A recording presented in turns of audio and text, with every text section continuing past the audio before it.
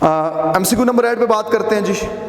IUPAC name of ethyl carbinol is जी। Ethyl carbinol बेटा एक कार्बिनोल सिस्टम है अल्कोहल के नॉमेनक्लेचर का। कार्बिनोल सिस्टम में क्या होता है, सबसे छोटा अल्कोहल कार्बिनोल कहलाता है।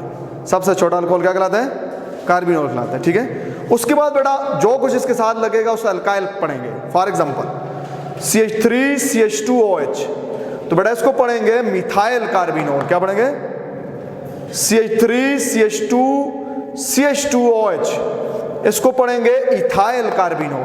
तो इथाइल कार्बिनोल का यूपैक नेम क्या हुआ, 1-प्रोपानोल। क्या हुआ, 1-प्रोपानोल इसका यूपैक नाम हुआ जी। Which of the following is correct decreasing priority order? Correct decreasing priority order क्या है? All, all, on, all, all, on, all, none of these. Decreasing priority order का मतलब जो हाई प्रायोरिटी है पहले है बेटा, ये एक कीटोन है, एक अल्कोहल, एक एल्डिहाइड है। तो आपको पता है हाईएस्ट प्रायोरिटी किसकी, एल्डिहाइड की, फिर कीटोन की, फिर अल्कोहल की। यानी करेक्ट होना चाहिए था ऑल, ऑन और ऑल, ऐसा नन ऑफ दीज, ठीक है जी। Which of the following is correct structure for methanoic anhydride? Methanoic anhydride की कौन सी करेक्ट स्ट्रक्चर है जी? बेटा याद रखना, एनहाइड्राइड दो तरह के होते हैं, एक सिमेट्रिकल होता है और एक अनसिमेट्रिकल होता है जी। बेटा मिथानोइक एनहाइड्राइड की ये स्ट्रक्चर होती है। जो मिथानोइक एनहाइड्राइड का मतलब होता है एक कार्बन, जब दोनों तरफ बराबर हो ना एक ही कहते हैं, एक को इग्नोर कर देते हैं। जब डिफरेंट होते हैं, अगर यहाँ पे होता CH3 फिर कहते हैं इथानोइक मिथानोइक एनहाइड्राइड। डाई मिथानोइक एनहाइड्राइड नहीं पढ़ते इसको, ये भी बहुत दफा आपका ऑब्जेक्टिव है। जब सिमेट्रिकल हो तो फिर उसे कहते हैं अल्कानोइक एनहाइड्राइड। जब बेटा आपके पास एसिमेट्रिकल हो अल्कानोइक, अल्कानोइक एनहाइड्राइड, अल्फाबेटिकल ऑर्डर पे, ठीक है।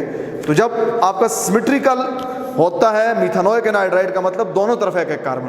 तो ऐसा कोई ऑप्शन यहाँ पे नहीं है, तो बेटा आपका ऑप्शन बनेगा नन ऑफ दीज। ये आपका एमसीक्यू नंबर 10 हुआ जी। एमसीक्यू नंबर 11, अब इनऑर्गेनिक शुरू हो रही है जी। Which of the following s block element can not form complex? कौन सा कॉम्प्लेक्स नहीं बना सकता? कहते हैं आपको पता है बेटा कैल्शियम कॉम्प्लेक्स बनाता है किसके साथ, ईडीटीए के साथ। आपको पता है बेरिलियम भी कॉम्प्लेक्स बनाता है, बेरिलियम भी कॉम्प्लेक्स। याद रखिएगा there are some complex of lithium as well. Complex बनाने के लिए डी ऑर्बिटल होना कंडीशन नहीं है। बेरिलियम बना सकते हैं, बेरिलियम में तो डी ऑर्बिटल नहीं होता, उसके लिए छोटा साइज, छोटा होना चाहिए। तो उसके लिए पी सबशेल भी कॉम्प्लेक्स में बना सकते हैं। आपने बहुत ही मशहूर कॉम्प्लेक्स पढ़ा है बेरिलियम का, Na2BOH4। तो बेटा lithium can also form complexes, इसका साइज छोटा है, ये भी बना सकता है। तो आपका ऑप्शन होगा नन ऑफ दीज। लिथियम बना सकता है, बेरिलियम बना सकता है, कैल्शियम मैग्नीशियम तो बहुत ज्यादा बनाते हैं, ठीक है जी। Ionisation energy decreases with increase of which of the following?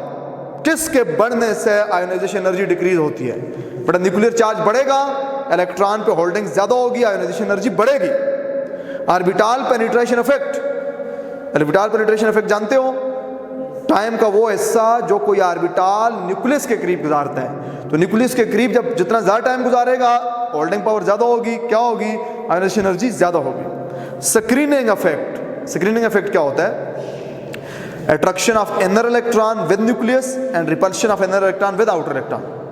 Screening effect की वजह से न्यूक्लियस का होल्ड वैलेंस इलेक्ट्रॉन पे कम हो जाता है, वैलेंस इलेक्ट्रॉन न्यूक्लियस से दूर हो जाता है, उसको निकालना आसान हो जाता है। आयोनाइजेशन एनर्जी, स्क्रीनिंग इफेक्ट बढ़ने से आयोनाइजेशन एनर्जी कम होगी। तो C is your correct option ji.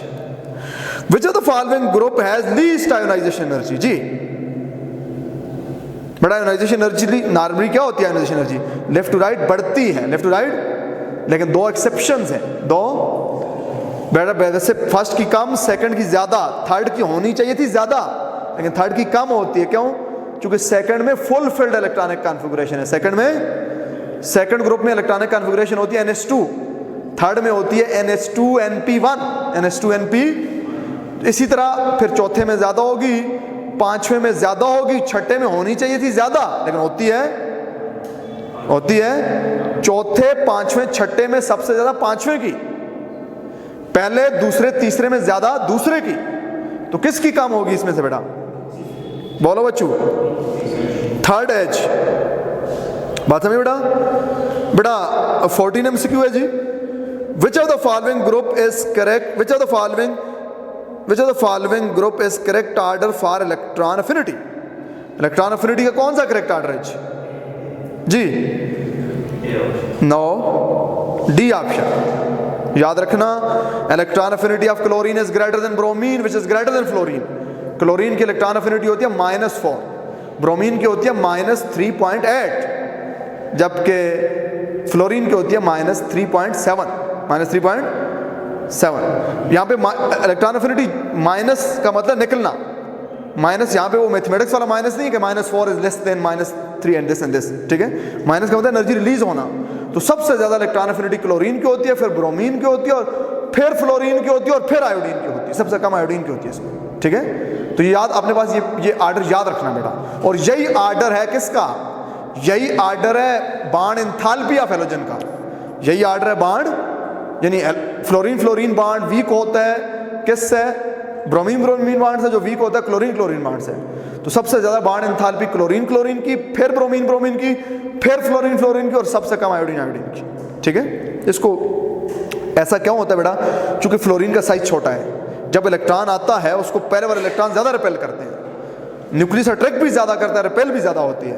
Combine effect ये होता है कि ओवरऑल अट्रैक्शन कम हो जाती है क्लोरीन और ब्रोमीन के मुकाबले में। बात समझ बेटा? चूंकि इलेक्ट्रॉन अफिनिटी बेसिकली अट्रैक्शन को इंडिकेट करेगी, चूंकि निकल रही है ना। तो ये बेटा आपके MCQ नंबर थे जी 14। क्लियर? याद आ किसी को किसी ऑब्जेक्टिव में प्रॉब्लम हो बेटा?